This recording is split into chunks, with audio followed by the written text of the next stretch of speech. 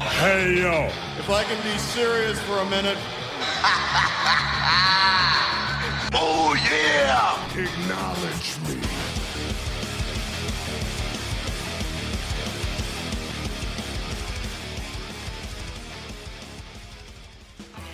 Hey, what's up, Marks Mafia? It's your boy Primo, back in the building for another shot of Cheap Pops with Primo, where the vibes are smooth, the takes can be spicy, and the pop, well, you know it's always cheap. So sit back, vibe out, and let's get into it.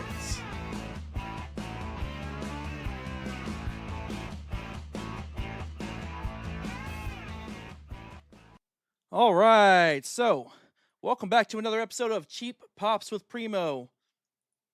It is the mini-series that we have here on the Sit Down Marks podcast, where I talk about a subject that I would like to talk about, or the fans, us, or your listeners out there. I don't like to call you fans. I like to call you listeners. I like to call you our wrestling community. Tell me what you guys want me to talk about. Well, that hasn't happened quite yet, so I'm still going to tell you what I want to talk about. But first, before we do that, let me give a little bit of a promo here for the pod. Sit Down Marks podcast. We did release 2 episodes last week, episodes 156 and 157. So, 156, Homegrown Wrestling with Stumpy. 157, WrestleMania Review. That released on Thursday night. It was live, Friday night, audio everywhere. So, go check them out now. They are available right now. So, go check those out. All right, we got that part done. Let's talk about, as DB would say, let's talk about what we're going to talk about, right? Today on Cheap Pops with Primo, we're going to talk about something I've actually been thinking about a lot recently, even before WrestleMania. Actually has zero to do with WrestleMania. I've just been thinking about it for about a month now. Wrestlers that I once hated, but now love. Wrestlers that I once hated, but now love. I'll give you guys a second to dwell on that. Give you guys to think about maybe a wrestler that you once hated that now love. Maybe you already know. I'm going to give you guys 3 wrestlers today that I once hated, but now loved. First wrestler on that list has got to be Triple H. So, I had a love-hate relationship with Triple H as a kid. I started off, one of the very first things I witnessed as a early wrestling fan was DX with Triple H. I loved that as a young child. But then in my teens, we had this period of time between 02 and 05. Maybe even 03 to 05. No, it was 02 to 05. I was 13 to 16 years old, very impressionable age, and we had something called the Triple H Reign of Terror. So, those of you out there that know, you know how terrible that was as far as, like, it made you absolutely despise Triple H. That's peak Evolution days, which I love Evolution now, but let's go into why I didn't like it then. Then I was between 13 and 16 when this was all happening. So like I said, my teenage years, I hated Triple H. He always had the title. I remember when Bischoff just handed him the title. You guys remember that? He was always in the opening segments giving these super long-ass promos, telling us how awesome he was. He was just super smug. He was always super dastardly during this time. It was absolute, like, he was doing his job. He was doing everything right.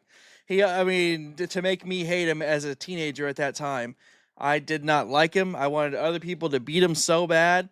But it just wasn't happening.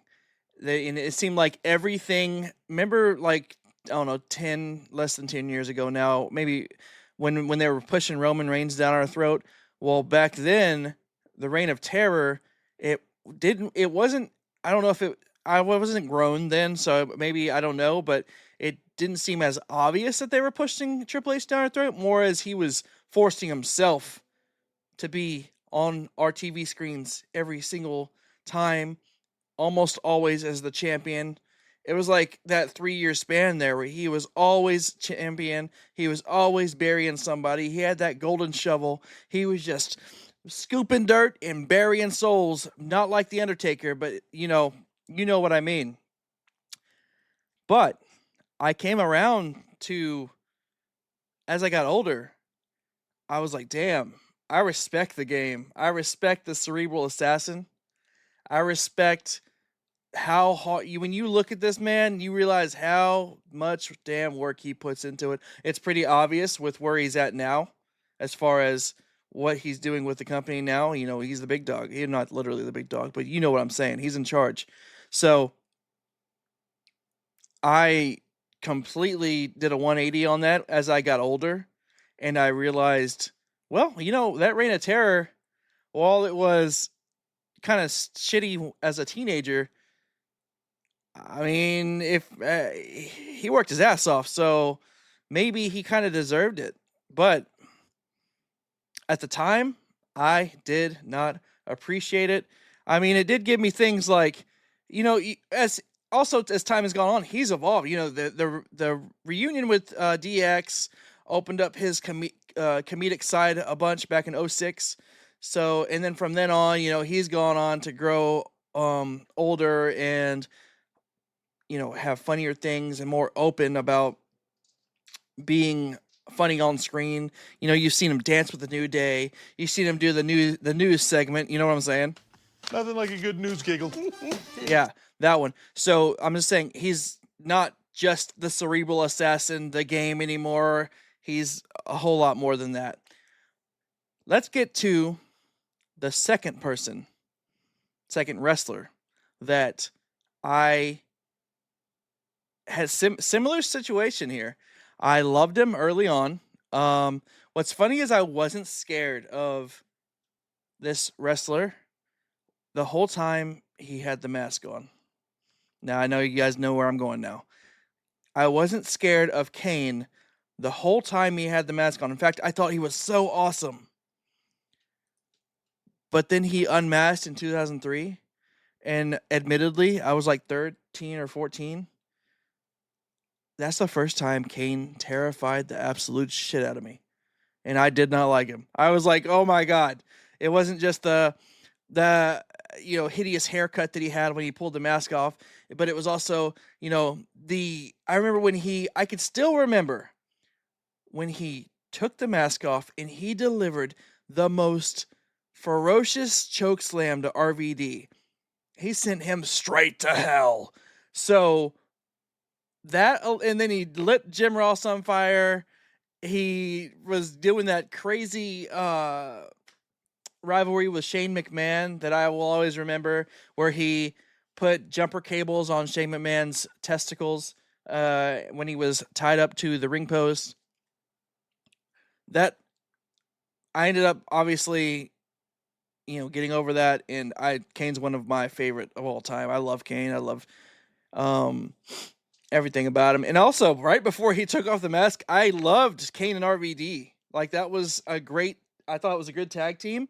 And no, I mean, like I said, the whole taking off the mask was a shocker to me as a kid. I was just like, oh my gosh, I couldn't wrap my head around it. It actually, because he would come out with a towel on his head.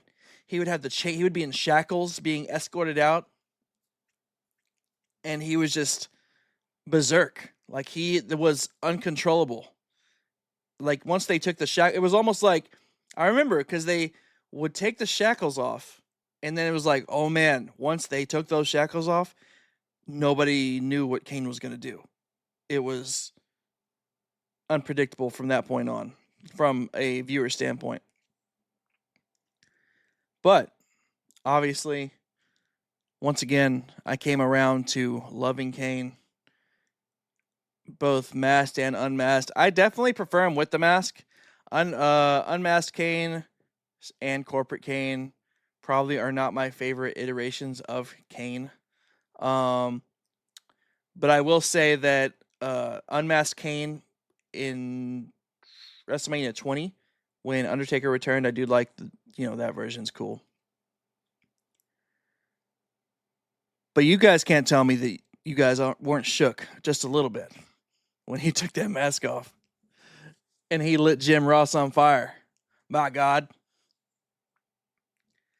So, let me get to the third and final wrestler. And this one, I might have hated this one more than any of them.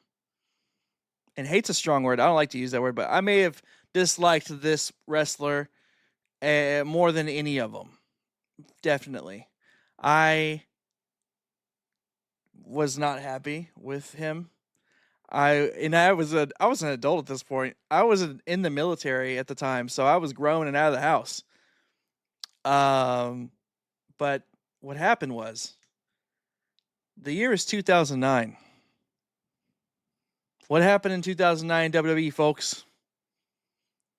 My favorite wrestler of my whole life up to that point was on the run of his career, and he won the WWE Championship and also the World Heavyweight Championship. It's just like when Jeff Hardy had that year in 2009 and he was on fire, I was living my best life. I was stationed in Greenland. It was great. Now, you guys know who I'm talking about. Now, if you don't already, I'm about to let you know. I'm going to read you the story. The story comes from Reddit. Somebody actually posted this. What's funny, they posted this like about a month ago. They say, I have to confess that I can never get myself to like CM Punk solely because of the storyline reason of how he beat Jeff Hardy in the 2009 Loser Leaves WWE Steel Cage match. Yes, it's stupid, but it is what it is. Yes, it's a dumb reason, and naive kid me really thought wrestling was the real thing, and me being a Jeff Hardy fan made it all worse. I had such a seething hatred for CM Punk ever since then that I actually could never forgive him. Summer of Punk came and went, the pipe bombs, the title wins, the reigns, the retirements, the returns. Nothing matters. Nothing really mattered because petty me could move on from a 16-year-old storyline. He's still the evil heel to me. I physically cannot root for CM Punk because he defeated and humiliated my childhood favorite. Now, this Redditor's name has been deleted, but I was right there with them, like as far as how I felt about CM Punk when he beat Jeff Hardy and forced him to leave WWE. I couldn't believe it. I couldn't believe that Jeff Hardy's awesome run was over. Now, I mean, obviously, we know in real life, shortly after that, what all came out as far as Jeff's personal life, but that aside, as a wrestling fan, I was so pissed off at Punk that this ever happened. So, and he was just so smug about it. And, because he does the straight edge thing, so he's better than you. And what do you guys think about that? I thought that at the time I would never, ever, ever like CM Punk again, because up to that point, before that year, I was cool with him. I liked him when he came in as part of the ECW New Blood, and then, the Survivor Series match, and then just seeing him here and there, I liked what I was seeing. And I did grow to love him afterwards. I grew to love him after that. I don't know when, but it had to have been around the pipe bomb, I guess. So, I think that CM Punk eventually won me over, and I became at one time, I was a massive fan of CM Punk's. I was wearing the t-shirt and everything. So, he definitely did win me over. I wasn't like this guy that I just read the story about where I never got over it, but I was able to get over it and then end up being a huge fan of CM Punk, even though he did what he did to Jeff Hardy in 2009. So, there's that. Those are the 3 wrestlers that come to mind when I think of wrestlers that I once hated, but now love. So, go ahead and drop any wrestler or gimmick that you may have hated in the past, but now love in the Discord, in the chat, in the comment, wherever you want to drop it. You can tag us. You can ping us on social media at Sit Down Marks or at Primo at the Pod. If you got any ideas for the pod, if you want to advertise for the pod, go ahead and reach out to DB on the mic. If you have any ideas for cheap pops with Primo, reach out to primofromthepod@gmail.com. If you would like to join us today on our new Discord community, we are trying to push this community, so we want you guys to join it. We want to talk to you. We're in there chatting about wrestling. We're in there talking about wrestling, just like I talked about today. We want to talk about it with you. So I'm going to drop the link down below in this episode description. Click on that Discord link and come on in. Say hi when you get there if one of us doesn't greet you, and we will get you sorted out. Thanks, everybody, for listening to this podcast episode of Cheap Pops with Primo, presented by the Sit Down Marks podcast. Remember to check out episodes 156 and 157. And as always, as DB would say, this top guy is out.